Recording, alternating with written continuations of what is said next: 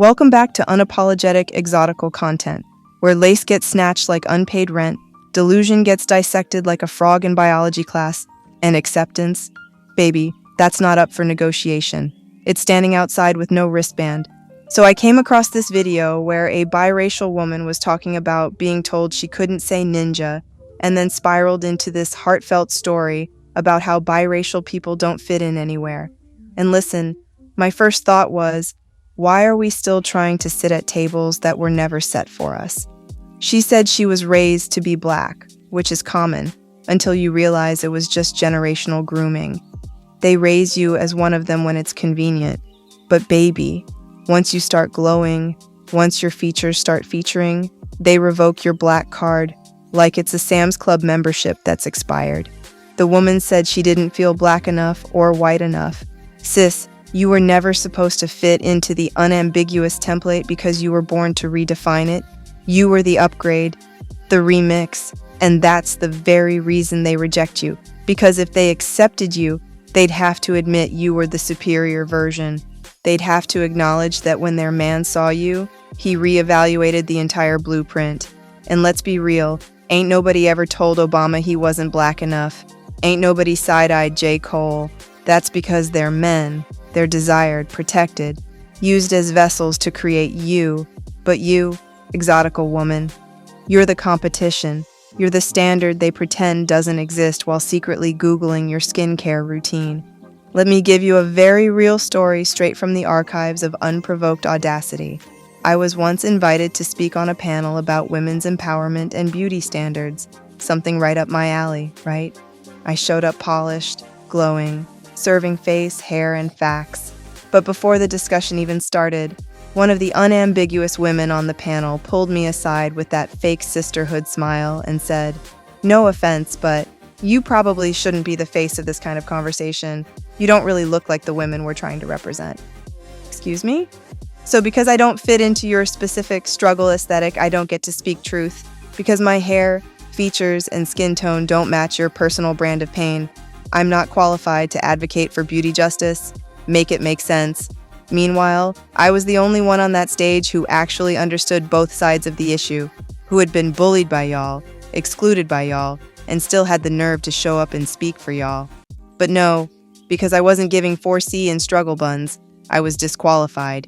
That wasn't about advocacy. That was about control. That was about jealousy. See, they don't want representation. They want replication. They don't want help unless it comes in a package that won't outshine them. Psychologically, that's called narcissistic group identity maintenance, where a group maintains their power by gatekeeping who gets to speak on their behalf. They want you to look like their pain, not like their competition. And that's why I say this loud. You can't be the mascot of empowerment if the second someone prettier, softer featured, or more well-spoken enters the chat, you start glitching and gatekeeping because she doesn't mirror your insecurities. I don't need to look like you to call out the system that hurts. You, not me. Let's be real. I've finally accepted that. I was never excluded because I couldn't relate. I was excluded because they knew I was too evolved to pretend that struggle was my identity. Too polished to play the pity card. Too poised to beg for belonging. Now I know, and I'll never unknow. Let's break this down psychologically. The envy you experience from unambiguous women isn't random, it's strategic. Psychologist Melanie Klein coined the concept of projective identification, where a person sees something they hate about themselves, and instead of fixing it, they attack you for embodying it. So when they see your beauty, your ease, your attention, they don't see a fellow black woman, they see a mirror. And mirrors are dangerous when you're trying to live inside a delusion. Sociologically, group dynamics favor sameness. The moment you walk in as the pretty, mixed, ambiguous woman, you disrupt the group identity.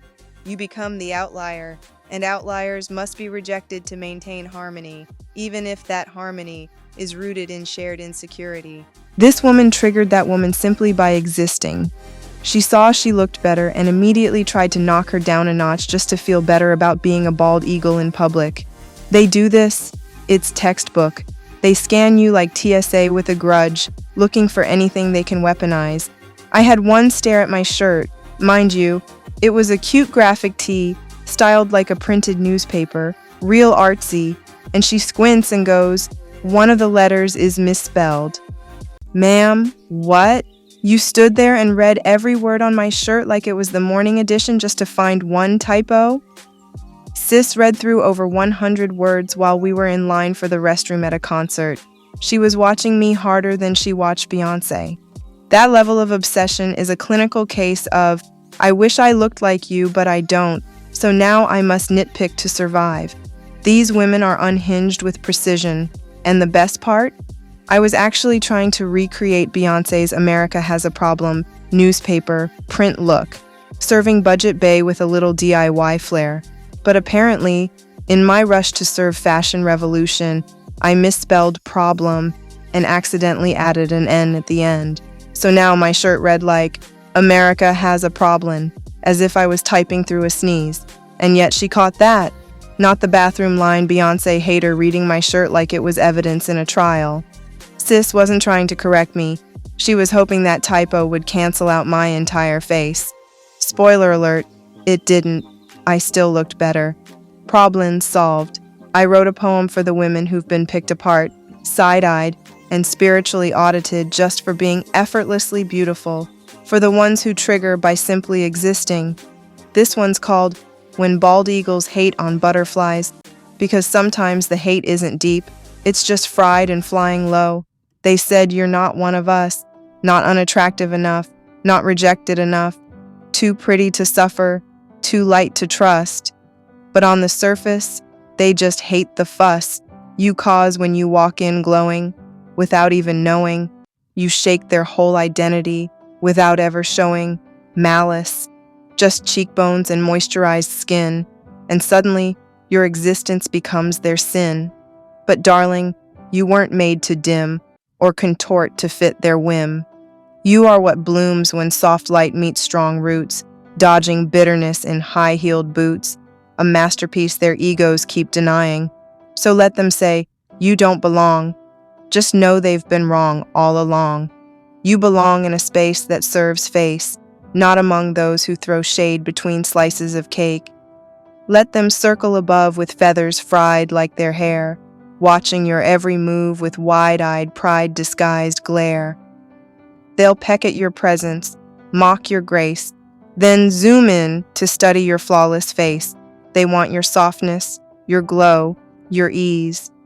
They just don't want to admit you make it look like a breeze. So no, you don't need their group chat invites, their lukewarm hugs, or woke gaslight bites. You're not their sidekick. You're not their plan B. You're the main character in a plot they can't see. Let them screech and squawk in jealous flocks while you glide past in mink and ankle socks. You were born with beauty they can't clone and wings they'll never call their own. So rise above, don't beg to belong.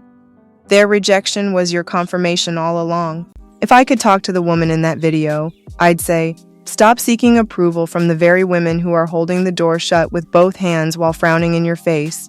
That's not community, that's captivity. You're not being excluded. You're being strategically silenced because your presence threatens their position. There's a reason why every time a man chooses a woman who looks like you, it's labeled colorism. But when he chooses them, it's preference. The rules only bend when you're the threat. Even in media, look at how biracial and exotical women are always labeled controversial, confused, or divisive. Meanwhile, unambiguous women can throw shade like it's community service, dragging everyone with no mercy. But the second we return the energy, suddenly it's ism. They go from petty to political real quick when the mirror's turned around. Let me give you another moment. I once worked with a woman who would ignore my features while always reminding me that I wasn't really black. She'd say things like, "You're pretty for a mixed woman, but you don't really get what we go through." Meanwhile, she'd copy my outfits, my hairstyles, and slide into the DMs of the same men she claimed only liked light-skinned women. But the kicker? One time I lightly joked that some people just have a preference and that's okay, and she sprinted to HR screaming, "Colorism." like I had personally unplugged her ring light during golden hour. And the icing on the lace front? She told another coworker, "I don't trust women who are quiet." Translation: I'm intimidated by women who don't trauma dump, don't overshare, and don't need a spotlight to feel seen, because their peace reminds me I have none. Exotical women, listen to me. Their rejection of you is not a reflection of your identity. It's a reflection of their insecurity. You are not confused. You are not lost. Your beauty simply doesn't require manipulation, explanation, or group approval. And that is exactly why they hate you. Because what they work overtime to fake, you were born with. Your existence proves that their struggle Olympics don't hand out gold medals, just recycled trauma, dusty wigs, and participation ribbons printed at Kinko's. You don't need their validation to be whole. You don't need to be accepted to be worthy. You were born worthy. You were born a visual threat. You were born with it, and it can't be purchased, contoured, or copied. So to the woman in that video, and every exotical woman who's ever felt pushed out, sidelined, or nitpicked, this platform is your reminder. You were never meant to blend in. You were built to stand out like a glowing receipt in a pile of expired coupons. Let them try to gatekeep you from the bald eagle brigade. Baby, you weren't trying to join their struggle circle anyway. Let them talk about unity while throwing side eyes at your glow. Keep walking, keep shining, and most of all, keep your popcorn stocked, because the lace is lifting and the performance is almost over. You have survived another dose of unapologetic exotical content. Stay glowing, stay knowing, stay unbothered, and stay ready.